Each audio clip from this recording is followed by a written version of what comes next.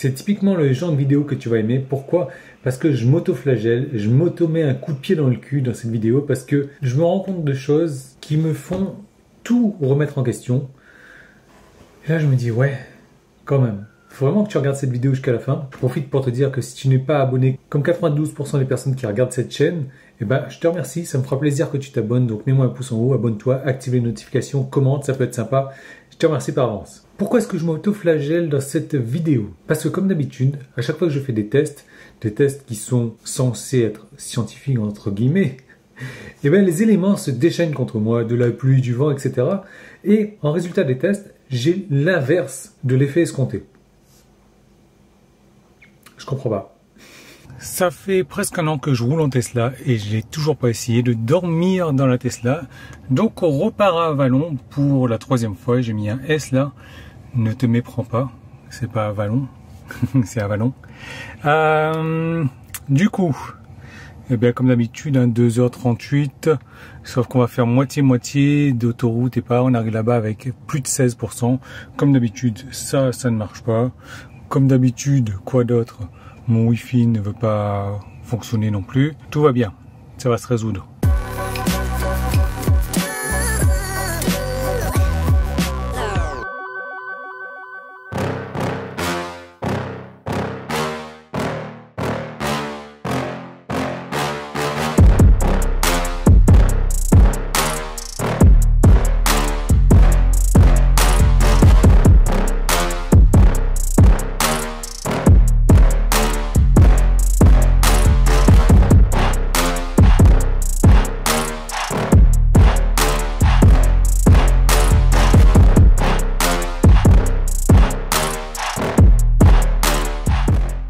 15h58, 21%, on arrive enfin à ma borne préférée, fétiche, que j'ai jamais pu utiliser parce qu'elle ne fonctionne pas. 144 de moyenne sur les 246 derniers kilomètres, 3h03.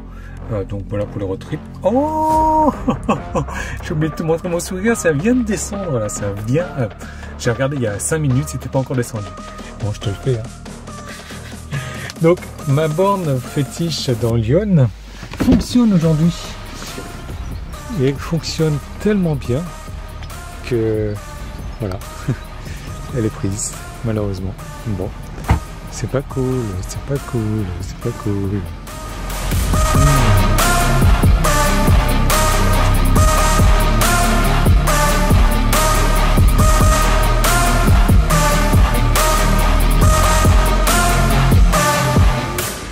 Three days later.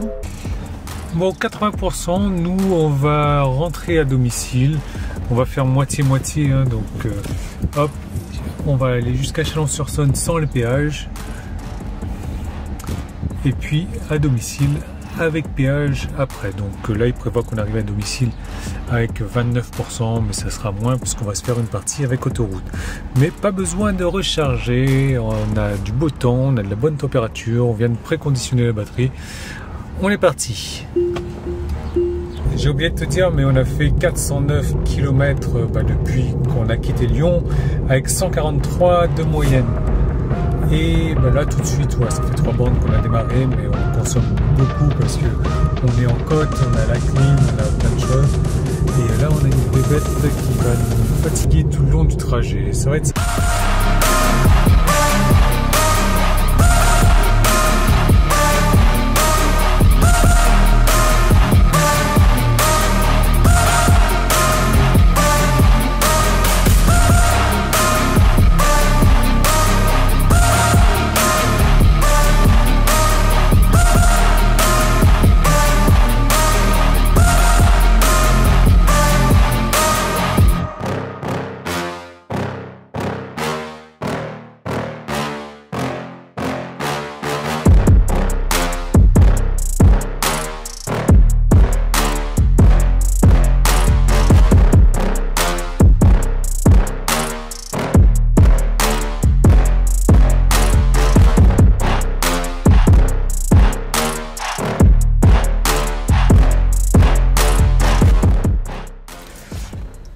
Dégoûté il y a 10 secondes.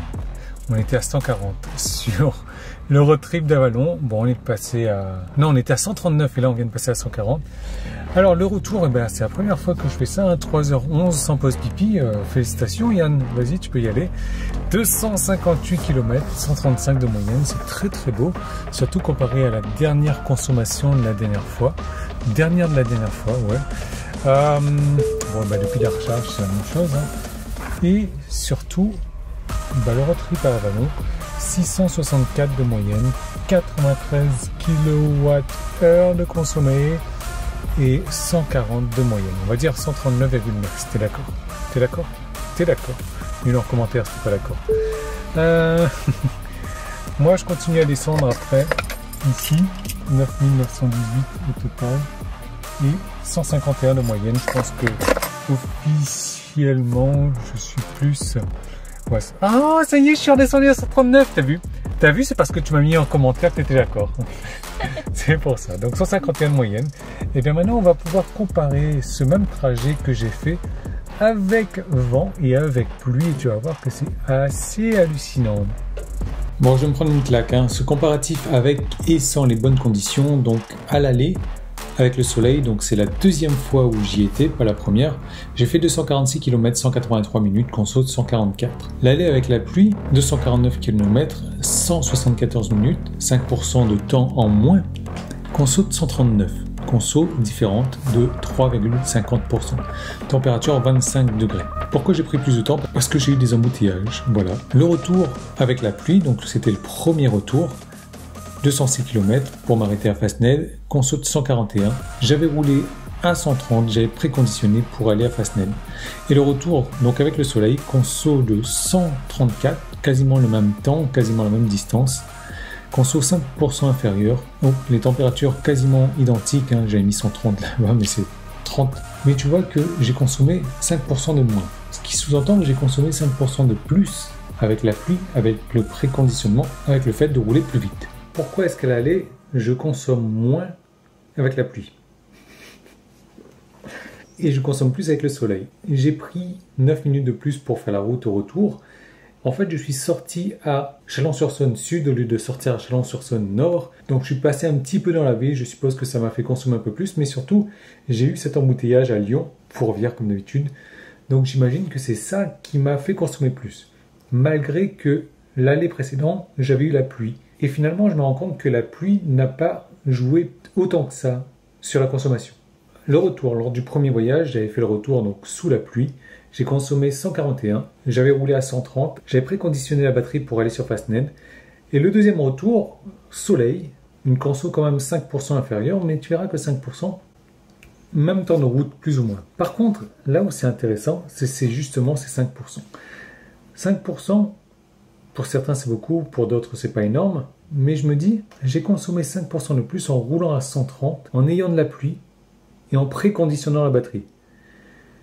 Est-ce que si j'avais juste roulé à 130, ou juste préconditionné la batterie, ou juste eu de la pluie, ça aurait été genre 1 ou 2% de consommation en plus. Mais voilà, j'ai consommé 5% de plus, c'est-à-dire que je suis passé de 27 kWh à 29 kWh, soit 2 kWh de différence sur un trajet de 200 km, soit 1 kWh de plus sur un trajet de 100 km. Ce qui n'est pas énorme comme un mine de rien, parce que 2 kWh, si tu te recharges chez Tesla, c'est 1 euro au final. Donc ça m'aurait coûté 1 euro de plus pour ces 200 km. Si je m'étais chargé chez Tesla, si je m'étais chargé à domicile, c'est 16 centimes x 2, donc 32 centimes. Mais j'aurais pu rouler plus vite en préconditionnant et sous la pluie. C'est en train de remettre tout mon système de croyance à plat. Franchement, c'est dur là psychologiquement. C'est pas pour autant que je roulerai à 130, parce que j'apprécie de rouler à 120 et de pouvoir donner un petit coup d'accélérateur pour passer à 130 dès lors qu'il y a quelqu'un qui se traîne devant moi. Alors que si je suis à 130, je ne peux pas forcément le faire sans passer en excès de vitesse et sans être hors la loi entre guillemets. Donc j'ai un gros dilemme existentiel parce que finalement ma conso à 134, j'adore. 141, j'adore un peu moins, même si c'est que 5% de plus. Et c'est ça qui me tue, quoi, c'est de me dire... Finalement, la différence entre 134 et 141, c'est juste 5% de différence. Est-ce que les nombres sont vraiment importants ou alors c'est juste pour mon ego? Parlant d'ego, est-ce que le fait de rouler à 130, c'est pour ton ego aussi? Donc voilà où j'en suis. C'est 5% de plus, malgré avoir roulé plus vite, malgré des conditions climatiques moins bonnes et malgré un préconditionnement. Alors je ne sais pas si tu es dans le même cas que moi après avoir regardé cette vidéo, laisse-le-moi savoir en commentaire. Si tu es arrivé à ce stade-là dans la vidéo et que tu n'es pas encore abonné, fais-le, ça me fera super plaisir. Abonne-toi, pouce en haut, commentaire. Dis-moi ce que tu penses de tout ça, où est-ce que tu en es toi psychologiquement, parce que moi ça va plus là. Et je te donne rendez-vous dans une prochaine vidéo.